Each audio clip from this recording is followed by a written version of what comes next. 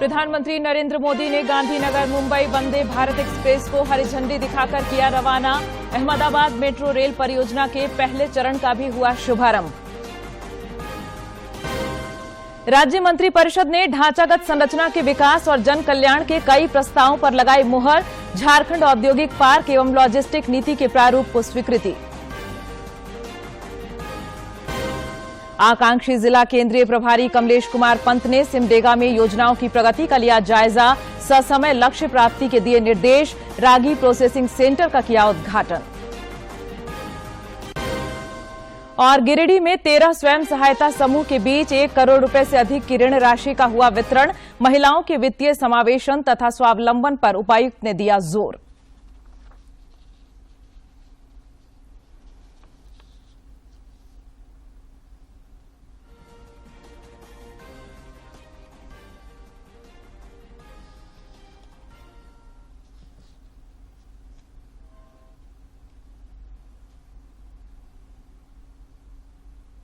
नमस्कार, खबरें झारखंड में आपका स्वागत है। मैं हूं प्रियंका और अब समाचार विस्तार से। गुजरात के दौरे के दूसरे दिन प्रधानमंत्री नरेंद्र मोदी ने आज गांधीनगर मुंबई वंदे भारत एक्सप्रेस को गांधीनगर स्टेशन पर हरी झंडी दिखाकर रवाना किया। रिपोर्ट।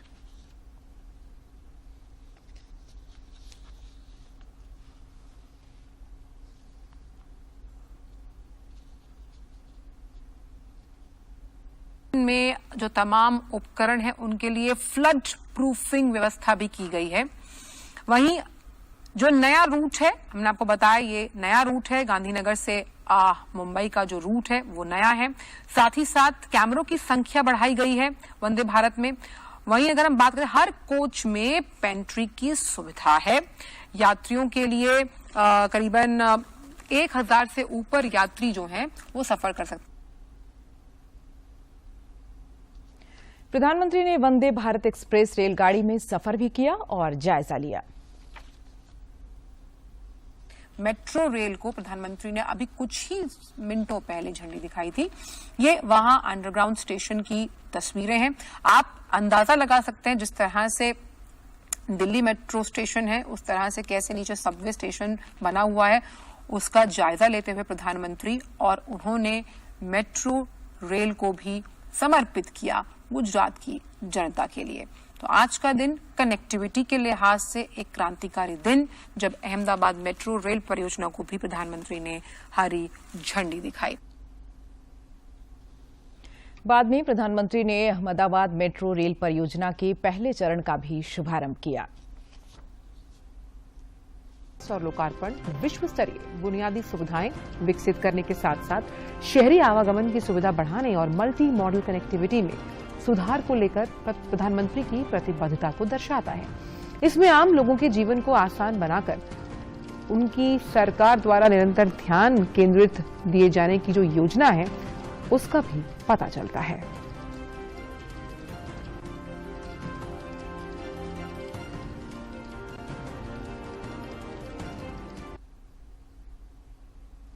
प्रधानमंत्री शाम में अंबाजी में 7200 करोड़ रुपए से अधिक की विभिन्न परियोजनाओं का शिलान्यास और लोकार्पण करेंगे। साथ ही शाम करीब 7 बजे प्रधानमंत्री अंबाजी मंदिर में दर्शन और पूजा करेंगे।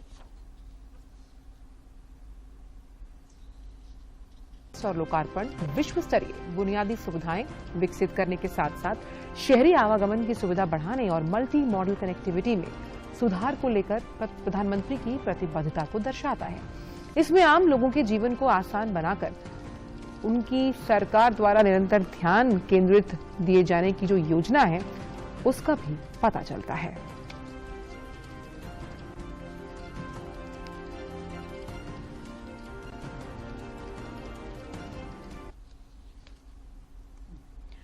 देश भर में पिछले 24 घंटे के दौरान कोविड के 3,947 नए मामले सामने आए हैं, जबकि इस दौरान 5,096 संक्रमित स्वस्थ भी हुए हैं। केंद्रीय स्वास्थ्य मंत्रालय के अनुसार देश में कोविड के 39,583 मामले सक्रिय हैं। इधर झारखंड में पिछले 24 घंटे में कोरोना के कई नए मरीजों की पहचान की गई, जबकि कई मरीज स्वस्थ भी हुए। रांची में इस दौरान कोरोना के 3 नए मरीजों की पहचान की गई, जबकि 8 मरीज स्वस्थ हुए। स्वास्थ्य विभाग के अनुसार रांची में कोविड के 24 मामले सक्रिय हैं।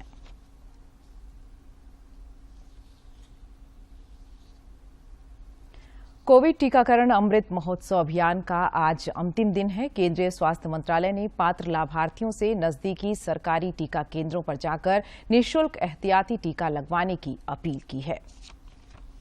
करोड़ से अधिक टीकों की खुराक दी जा चुकी है। पिछले 24 घंटों में 34 लाख से अधिक कोविड टीके लगाए गए हैं। टीकाकरण अभियान देश में लोगों की कोविड से सुरक्षा का एक अहम माध्यम है और इसकी उच्च स्तर पर लगातार समीक्षा और निगरानी की जा रही है। देश में कोविड के खिलाफ जारी जंग में टीकाकरण अभियान तेज गति से जारी है। केंद्रीय स्वास्थ्य मंत्रालय के ताजा आंकड़ों के अनुसार देश में अब तक 2 अरब 18 करोड़ 54 लाख से अधिक कोविड रोधी टीके लगाए जा चुके हैं। करोड़ से अधिक टीकों की खुराक दी जा चुकी है। पिछले 24 घंटों में 34 लाख से अधिक कोविड टीके लगाए गए हैं। टीकाकरण अभियान देश में लोगों की कोविड से सुरक्षा का एक अहम माध्यम है और इसकी उच्च स्तर पर लगातार समीक्षा और निगरानी की जा रही है। देश के नवनियुक्त प्रमुख रक्षा अध्यक्ष सीडीएस लेफ्टिनेंट जनरल सेवानिवृत्त अनिल चौहान ने आज नई दिल्ली के राष्ट्रीय समर स्मारक जाकर शहीदों को श्रद्धांजलि देकर उनका नमन किया।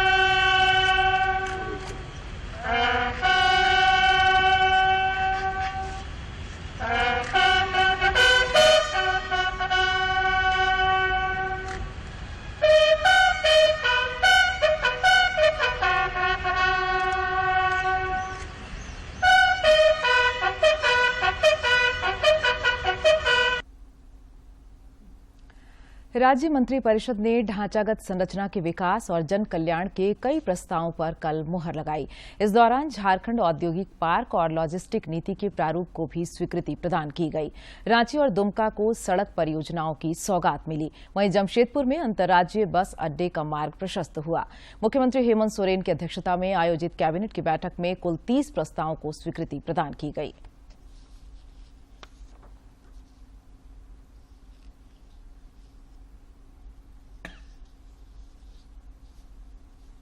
जमशेदपुर का लोक निजी भागीदारी प्रणाली के तहत विकास हेतु inter state bus terminal and WRD office come commercial facilities के इंटीग्रेटेड प्रोजेक्ट के लिए तैयार अवधारणा नोट एवं निविदा संबंधी RFQ कम RFP की स्वीकृति एवं इंटर स्टेट बस टर्मिनल के विकास हेतु 70 करोड़ 40 लाख 71,800 रुपए की योजना पर प्रशासनिक स्वीकृति के संबंध में। इस संक्षेप में इंटर स्टेट बस टर्मिनल का निर्माण होना है जमशेदपुर में लोक निजी भागीदारी प्रणाली पर, और इसके लिए स्वीकृत राशि 70 करोड़ 40 लाख 71,800। राष्ट्रपति द्रौपदी मुर्मू आज नई दिल्ली में 68वां राष्ट्रीय फिल्म पुरस्कार प्रदान करेंगी। 2020 के लिए फिल्म अभिनेत्री आशा पारेख को दादा साहेब फाल्के पुरस्कार से नवाजा जाएगा। पारेख को भारतीय सिनेमा में अनुकरणीय योगदान के लिए उन्हें दिया जाएगा। 60 और 70 के दशक में आशा पारेख ने अपने अभिनय से फिल्मी दुनिया में एक अलग छाप छोड़ी है। उनके नृत्य की शैली को भी खास तौर पर लोकप्रियता मिली। आशा पारेख ने कम आयु में ही फिल्म जगत में कदम रखा था। गिरिडीह पुलिस ने कल यूपी पुलिस की तर्ज पर अपराधी के घर पर बुलडोजर चलाया। सदर एसडीपीओ अनिल सिंह के नेतृत्व में जिले के चर्चित रऊफ हत्याकांड में शामिल आरोपी मोबिन अंसारी की दुकान पर प्रशासन की ओर से बुलडोजर चलाकर उसे पूरी तरह से जमींदोज कर दिया गया।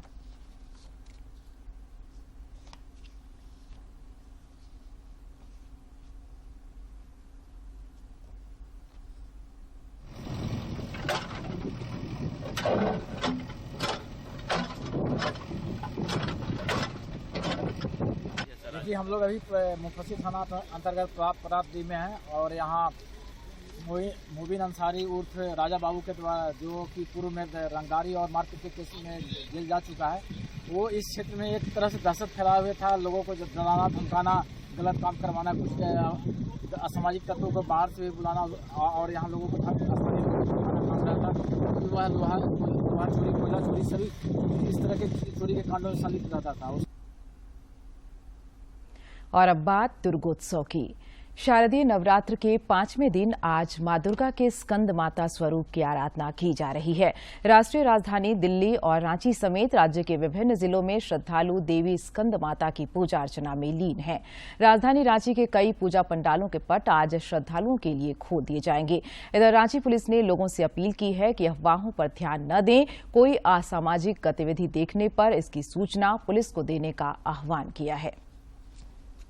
इसी के 5वें दिन आज मां दुर्गा की तीसरी शक्ति मां स्कंद माता की पूजा की जाती है। मंदिरों में श्रद्धालुओं की भीड़ उमड़ रही है।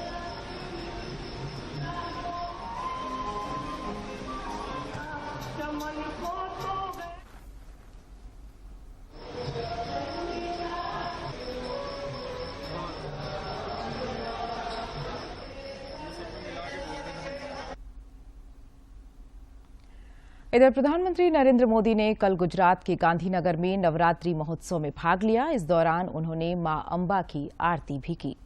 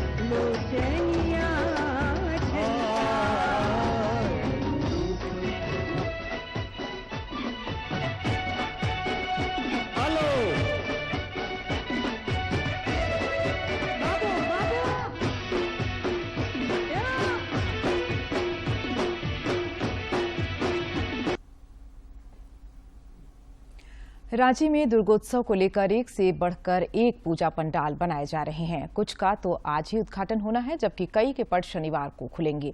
इन पंडालों के माध्यम से लोगों को पर्यावरण को सुरक्षित रखने का संदेश देने की भी कोशिश की जा रही है। ऐसे ही एक पंडाल का जायजा लिया हमारी टीम ने। कंपाउंड के बांग्ला स्कूल परिसर का पूजा पंडाल पूरी तरह से इको फ्रेंडली है। इस पंडाल के निर्माण में मिट्टी एवं जूट का उपयोग किया गया है, जो पर्यावरण सुरक्षा के लिहाज से अधिक हितकारी है।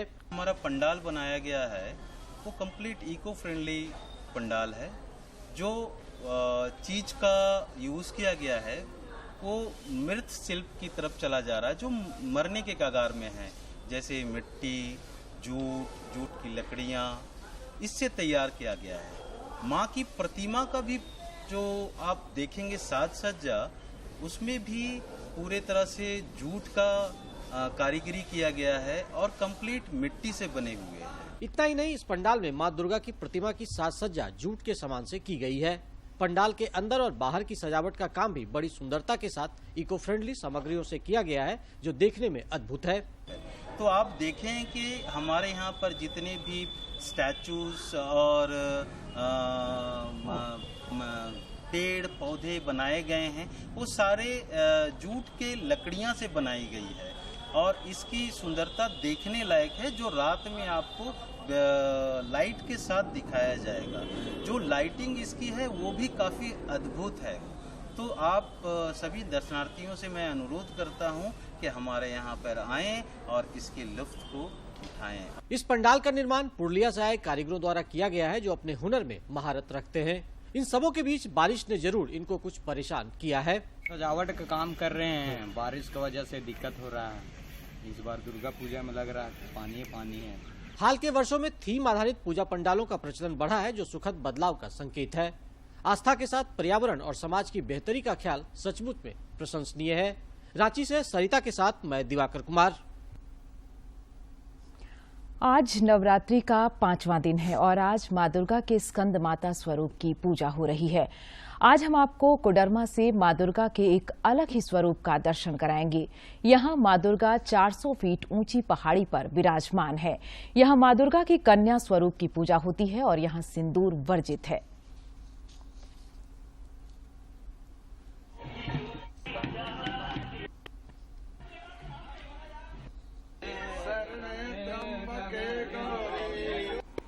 नहीं होता है, यहाँ धरना देता है, भगवती सपना देता है, हो जाता है। किसको कुछ बीमारी है जो होते हैं सर, उसमें भी आते हैं। पूरा यात्री भी लेकर के हम लोग आते हैं, ये देवी वाला काम कराते हैं हम लोग भरते हैं। एक तो आगे चल ये श्रृंगार सामग्री वगैरह चढ़ाया जाता है, घूंघट चढ़ाया जाता है। सिंदूर यहाँ पर कुमारी स्वरूप है माता का, इसलिए यहाँ पर और अन्य जगह देवी को देखते होंगे तो वहाँ पर सिंदूर चढ़ता है, लेकिन यहाँ नहीं चढ़ाया जाता। भारत सरकार के आकांक्षी जिला प्रभारी अधिकारी कमलेश कुमार पंत ने सिमडेगा दौरे के क्रम में विभिन्न कार्यक्रमों में शिरकत की तथा आकांक्षी जिला योजना की प्रगति का जायजा लिया। एक रिपोर्ट।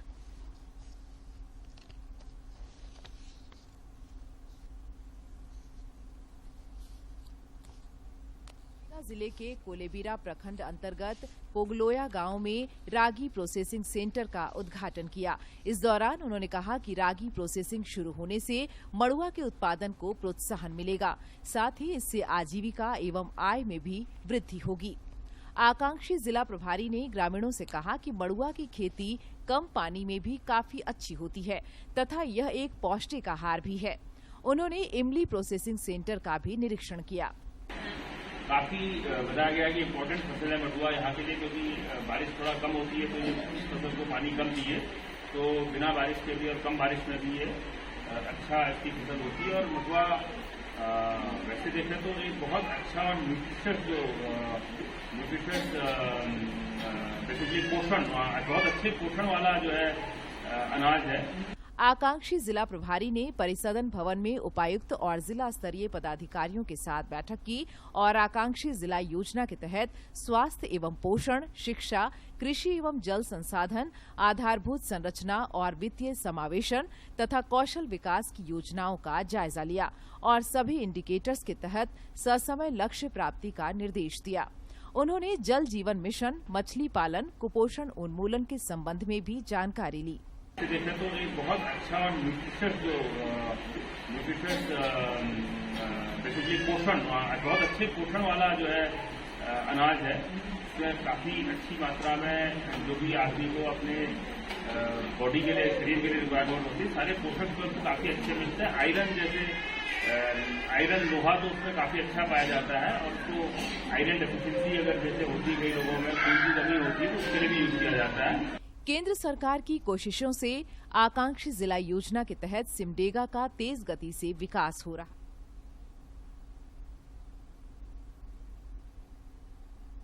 है। यह सिमडेगा दौरा पदाधिकारियों में नई ऊर्जा भरेगा, जिससे विकास को नया आयाम और मुकाम मिलेगा। दूरदर्शन समाचार के लिए सिमडेगा से मनोज कुमार सिन्हा, मनु की रिपोर्ट। गिरिडीह के उपायुक्त नमन प्रियेश लकड़ा ने स्वयं सहायता समूह के माध्यम से महिलाओं को सशक्त बनाने पर बल दिया है। गिरिडीह झंडा मैदान स्थित विवाह भवन में जोहार परियोजना के अंतर्गत JSLPS द्वारा गिरिधन महिला प्रोड्यूसर कंपनी के तृतीय वार्षिक आम सभा का आयोजन हुआ। इस दौरान 13 स्वयं सहायता समूह के बीच 1 करोड़ रुपए से अधिक की ऋण राशि का वितरण हुआ।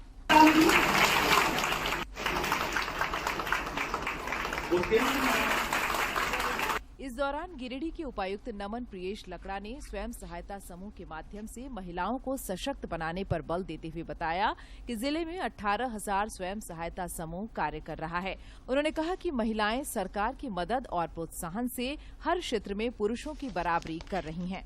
मुख्य तौर पे इनके द्वारा अपना जो पिछले वर्ष का जो क्रियाकलाप है और उससे संबंधित उनके जो ऑडिट रिलेटेड अकाउंट्स हैं उनके संबंध में चर्चा किया गया और साथ ही इनके द्वारा जो भी उद्यमिता किया जा रहा है, चाहे वो कृषि में है, पशुपालन में, मत्स्य में है, चाहे अन्य कौशल विकास संबंधी है, उसके संबंध में आज इनके द्वारा चर्चा की गई। महिलाओं के वित्तीय समावेशन पर बल देते हुए उपायुक्त ने बताया कि बैंकर्स के साथ होने वाली DLCC की बैठक में इन्हें और क्रेडिट लिंकेज देकर आर्थिक मदद पर विचार किया जाएगा।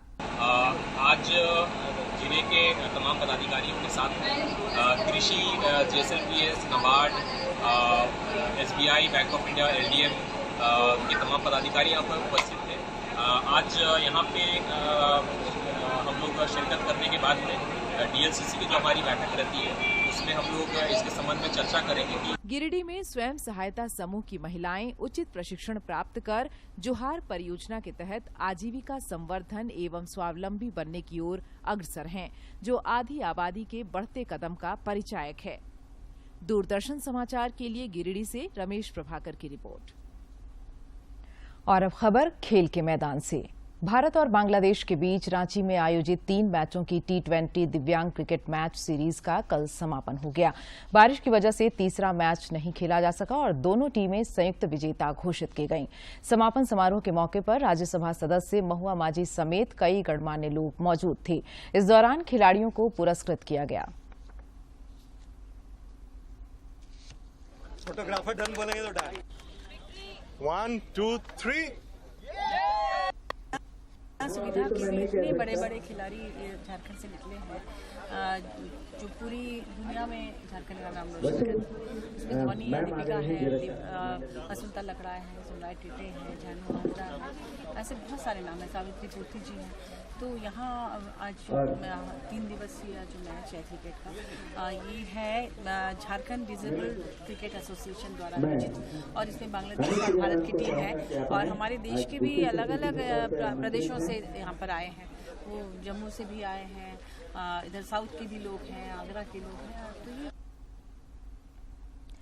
प्रधानमंत्री नरेंद्र मोदी ने कल एक भव्य रंगारंग समारोह के दौरान गुजरात में पहली बार आयोजित राष्ट्रीय खेलों का उद्घाटन किया तथा खेल के विकास और खिलाड़ियों को प्रोत्साहित करने की सरकार की प्रतिबद्धता दोहराई। करती हूं माननीय प्रधानमंत्री जी से कि वे अपने कर कमलों से स्वर्णिम गुजरात स्पोर्ट्स यूनिवर्सिटी का वर्चुअल लॉन्च करें।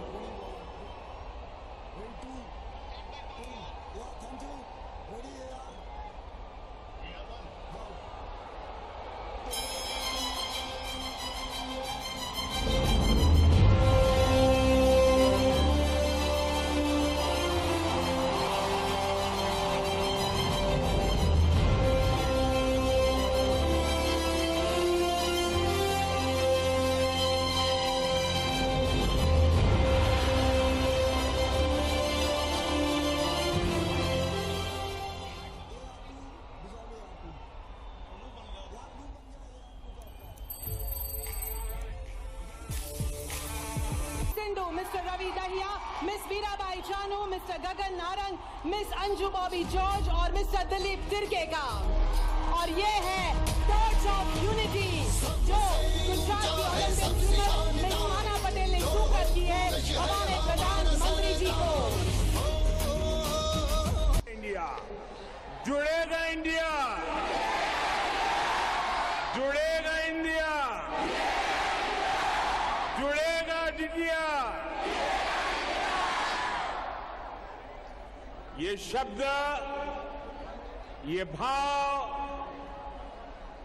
आज आसमान में गूंज रहा है। आपका उत्साह आज आपके चेहरों पर चमक रहा है। ये चमक आगाज है खेल की दुनिया के आने वाले सुनहरे भविष्य के लिए। इधर राष्ट्रीय खेलों में एथलेटिक्स समेत विभिन्न स्पर्धाओं का आगाज हो गया। राष्ट्रीय खेल में झारखंड ने भी एक बड़ा दल भेजा है। खेल का जौहर दिखाएंगे। इसके बाद निशानेबाजी में पुरुष और महिला निशानेबाज 10 मीटर एयर राइफल स्पर्धा में अपने अपने फाइनल मैच खेलेंगे। वहीं आज खेले जाने वाले अन्य अहम मुकाबलों में निशानेबाजी में दूसरे वर्ग के मैच और एथलेटिक्स के अन्य मुकाबलों सहित तलवारबाजी और लॉन बॉल शामिल हैं। तलवारबाजी में महिला और पुरुष तलवारबाज अपने अपने शुरुआती मैच खेलेंगे, जबकि लॉन बॉल में भी महिला और पुरुष खिलाड़ी आमने सामने होंगे। और अब बात मौसम की। राज्य में पिछले 24 घंटे के दौरान हल्के से मध्यम दर्जे की बारिश हुई। पाकुड़ के अमड़ापाड़ा में सर्वाधिक 67 मिलीमीटर वर्षापात हुआ। मौसम विज्ञान केंद्र रांची ने बताया है कि यही हालात आगामी 5 अक्टूबर तक बने रह सकते हैं। आज, कल और परसों कुछ इलाकों में आंधी और वज्रपात के साथ बारिश के आसार हैं, जबकि 3 अक्टूबर को राज्य के दक्षिणी, पश्चिमी, उत्तरी और मध्य भागों में भारी बारिश की संभावना है, जिसके लिए येलो अलर्ट जारी किया गया है। सिमडेगा के ठेठई टांगर प्रखंड मुख्यालय के आसपास के इलाकों में हाथियों का एक झुंड लगभग 1 सप्ताह से विचरण कर रहा है, जिससे ग्रामीण दहशत में हैं। ये हाथी घरों को तो नुकसान पहुंचा ही रहे हैं, खेतों में लगी धान को भी नष्ट कर रहे हैं। ग्रामीण अपने अपने तरीकों से मशाल जलाकर तथा शोर मचाकर हाथियों को खदेड़ने का काम कर रहे हैं।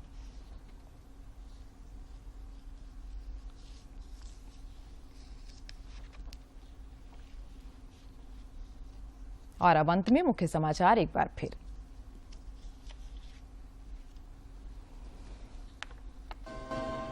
प्रधानमंत्री नरेंद्र मोदी ने गांधीनगर मुंबई वंदे भारत एक्सप्रेस को हरी झंडी दिखाकर किया रवाना। अहमदाबाद मेट्रो रेल परियोजना के पहले चरण का भी हुआ शुभारंभ। राज्य मंत्री परिषद ने ढांचागत संरचना के विकास और जन कल्याण के कई प्रस्तावों पर लगाई मुहर। झारखंड औद्योगिक पार्क एवं लॉजिस्टिक नीति के प्रारूप को स्वीकृति। आकांक्षी जिला केंद्रीय प्रभारी कमलेश कुमार पंत ने सिमडेगा में योजनाओं की प्रगति का लिया जायजा। ससमय लक्ष्य प्राप्ति के दिए निर्देश। रागी प्रोसेसिंग सेंटर का किया उद्घाटन। और गिरिडीह में 13 स्वयं सहायता समूह के बीच 1 करोड़ रुपए से अधिक की ऋण राशि का हुआ वितरण। महिलाओं के वित्तीय समावेशन तथा स्वावलंबन पर उपायुक्त ने दिया जोर।